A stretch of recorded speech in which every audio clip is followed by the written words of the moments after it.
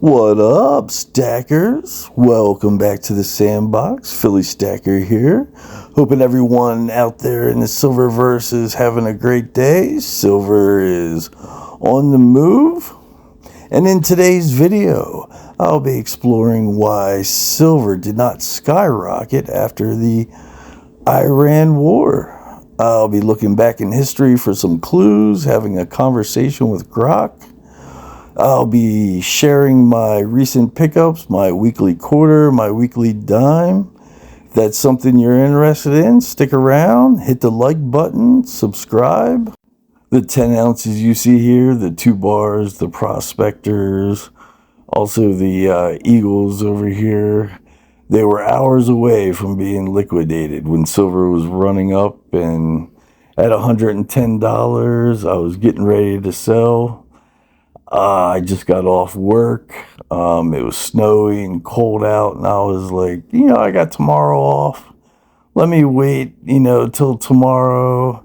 And that's when silver hit 120 and came back down. So it looks like these ounces will be sticking around, and I'm glad to have them, and they will now be part of the deep stack. I missed the window to sell at the top, so I'm just waiting for the dust to settle and getting back into the accumulation phase. I believe we're just having a pause in a bigger bull run. And by 2030, I think we're going to see silver at new all-time highs. One of my gifts is pattern recognition. And with today's tools like Grok AI, I get a chance to explore some of my hypotheses. So I asked Grok, I want to explore why gold and silver did not go up during the recent war with Iran.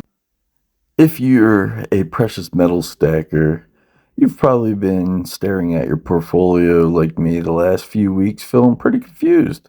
Iran war kicks off, oil spikes, global chaos, and instead of gold and silver mooning, they dropped hard.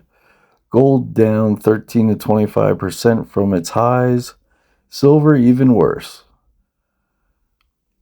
Today I'm breaking down exactly why this happens every single time in big conflicts and why history says the real move in gold and silver is still coming. Let's start with what just happened. Late February 2026, U.S. and Israeli strikes hit Iranian nuclear sites and military targets. Iran fires back, closes the Strait of Hormuz, and oil jumps fast toward $100 to $120 a barrel. Classic war setup. You would expect gold and silver to rip higher on fear. Instead, they sold off sharply. Why? Because in the very short term, people don't run to gold first. They run to the US dollar. The dollar index, the DXY, shot up to fresh yearly highs. Stronger dollar makes gold more expensive for everyone else in the world. So the price in dollars falls. That's exactly what we saw. So why does the world run to the dollar when fear spikes? It's not because the dollar is magically stable. It's because it's the most liquid, deepest market on the planet. The US Treasury market is 28 trillion. You can move billions in seconds without the price jumping around. No other currency or asset can handle that volume in a panic. Plus, most of the world still prices oil, commodities, and trades in dollars. When energy prices explode, every country that imports oil suddenly needs way more dollars to pay their bills. If oil doubles, the demand for dollars basically doubles overnight. That's pure math. Importers have to buy dollars to settle those energy contracts. The extra demand pushes the dollar higher and gold lower every single time. It's why the dollar surged in the first weeks of the Iran conflict, just like it did in past wars. And here's the part most people miss. Sharp oil spikes are one of the best recession signals we have. Out of the last 11 U.S. recessions since World War II, 10 were preceded by a big oil shock. That's not coincidence. Higher energy costs hit everything: gas, groceries, trucking, manufacturing. Consumers pull back, businesses slow down, and the economy tips over. We're seeing the same warning lights right now. With this war driven oil jump, Goldman Sachs and others have already raised recession odds if oil stays elevated. So the sequence the market usually follows is war and oil shock, dollar then strengthens, stocks and metals take a short term hit, recession risks rises. That's the painful but predictable phase we're probably entering. But here's the key, and this is where your stack actually wins. The dollar strength and gold drop are only phase one. Phase two is the bill coming due when we have to pay for all this war. When wars drag on, the US has to borrow and spend billions and trillions more. Deficits explode. Eventually, the Fed eases, inflation expectations rise, and confidence in the dollar erodes. That's when the dollar weakens and gold reprices much higher. I looked back at the Vietnam War and also the Afghan-Iraq War. Gold did not shoot up at first. It took a lag. And then when the cost of the war came due, that's when precious metals made their big move. In both cases, gold didn't move on day one of the war. It waited for the fiscal lag, sometimes years. The same thing happened in Britain after World War II. They debased the pound, bondholders got crushed, and gold holders came out way ahead. Right now, we're in that early lag window again. The Iran conflict is still young, but the bigger picture, sustained military spending, plus BRICS countries aggressively buying gold and trying to de-dollarize, sets up the same exact scenario and payoff. So where does this head long term? Analysts across the board, from JP Morgan to independent researchers, are clustering on new all-time highs in gold by around 2030. Targets range from 6,200 all the way up to 10,000 in more aggressive scenarios.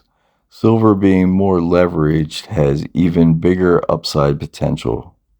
Why 2030? It's basically when the bill comes due. Add in ongoing war costs, energy shocks, and central banks continuing to dump dollars for gold, and the pressure on the dollar becomes structural. The short-term pause we're in right now is the exact setup for the next leg up. History says the big move comes after the recession scare, not before it. So what's the game plan for regular stackers like us? Keep it simple. Continue to dollar cost average in the physical gold and silver every month. Don't try to time the exact bottom. The lag is real, and waiting for perfection usually means missing the move. At the same time, we should expect volatility in the short term. We could see gold and silver at suppressed prices for a few months, a year, 2, 3 years. Many people will get discouraged at this time and sell. Many people will have bills and credit come due and be forced to sell. With a recession looming, expect some short-term pain, possible recession, higher energy prices, maybe another stock correction, but the pain is usually the setup for the gold re-rating and going up. Bottom line, the dollar strengthens first because the world needs it for oil and liquidity. Gold and silver drop short term. Then the fiscal reality hits. A recession often follows the oil spike. The dollar eventually weakens. and gold goes on to new highs, potentially into the 2030 window. We're not in uncharted territory. This is the same repeatable cycle that made stackers who stayed patient very happy in the 1970s and 2011. Keep stacking physical, stay disciplined, and don't panic when the headlines scream. The lag or the bill usually shows up eventually. I personally believe in financial cycles, and I think we're going to play out the same cycle like with the Vietnam War and the OPEC embargo, and then the Iraq-Afghanistan war and the high oil prices during that time. I believe the same cycle will play out with this conflict. It is possible that the Iran conflict could end soon, but I also believe that we're in a bigger war, financial world war. You know, we're in a war with the BRICS countries, China, Russia, Iran, you know, and there's many others. So, you know, I don't think the tensions are going to cease anytime soon. A lot of oil infrastructure has been damaged, so a lot of damage has been done to the oil supply chain. So I'm expecting some short-term pain, maybe a year or two. Then the money printer gets turned back on to pay for all this mess, and then we'll see gold and silver rise. At the same time, I continue to stack. I believe in gold, silver long term. Like I said, I think this is just, you know, a setup for the next move higher. And I'm also looking for an opportunity to jump into the stock market. I think we're going to see a dip in the stock market, like 30% or more. And I want to have some dry powder on the side. So if that happens, I can, you know, get a position in what stock. So I'm stacking some fiat, dry powder, if you will, looking for an opportunity that might present itself in the future, while at the same time protecting myself against this short-term pain, making sure I protect what I do already have. I believe a lot of people will be put in positions where they're forced to sell or liquidate, and we may even see gold and silver prices dip even a little bit lower. But I'm prepared to hold throughout that. I understand the volatility, and I'm expecting, you know, when the money printer gets turned on, they're going to skyrocket in price. My conclusion is that this war will drive up silver and gold prices, but it'll take a little while before we get there. And we just have to be patient and hold tight in the meantime. Hold on for dear life.